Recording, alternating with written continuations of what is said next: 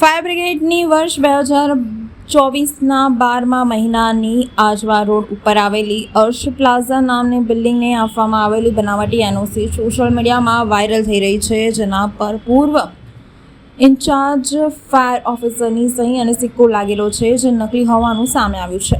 વડોદરામાં નકલીની ભરમાર વચ્ચે હવે નકલી ફાયર એનઓસી સામે આવી છે, જે ફાયર વિભાગના તત્કાલીન ઇન્ચાર્જ ચીફ ઓફિસર નિકોલ આઝાદની સહીવાળી નકલી એનઓસી છે. કોર્પોરેશનના સિક્કા સાથે નકલી એનઓસી વાયરલ થઈ છે, ત્યારે વડોદરા ફાયર વિભાગ તેમજ મનપા નામનો દુરુપયોગ કરી કોમ્પ્યુટરમાં જ એનઓસી બનાવી હોવાની શંકા વ્યક્ત કરવામાં આવી રહી છે.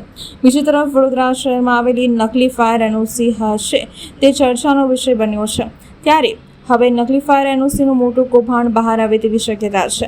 જ્યારે ફાયર એનઓસીમાં પોતાની સહી ન હોવાનું નિકુંજ આઝાદે જણાવ્યું હતું, ત્યારે સમગ્ર મામલે ફાયર વિભાગના ચીફ ઓફિસર મનોજ પાટીલ દ્વારા તપાસ કરવામાં આવી છે. ફાયર ચીફ ઓફિસર મનોજ પાટીલે જણાવ્યું હતું કે અમારા ધ્યાન પર આવ્યું છે કે એક ફાયર એનઓસી કે જે પૂર્વ ઇન્ચાર્જ ઓફિસરની સહી અને ત્યારબાદ વડોદરા મહાનગરપાલિકાના નામ સાથે કોપી એમને મળી છે અને એમ માટે આગળની કાર્યવાહી કરવામાં આવશે. અમારા ડિપાર્ટમેન્ટમાંથી તો આ એનઓસી આપવામાં આવી નથી. આજવા રોડ ઉપર આવેલી અર્થ પ્લાઝા બિલ્ડિંગ એના નામની આ એનઓસી છે. 12મો મહિનો વર્ષ 2024ની આ એનઓસી છે. અમે જેટલી પણ હાઈરાઇટ્સ બિલ્ડિંગો છે તેની ચેકિંગ કરી રહ્યા છે. તેમાં પણ जो आ प्रकार की प्रवृत्ति जानवा मळशे तो आगळनी कार्यवाही करवामां आवशे.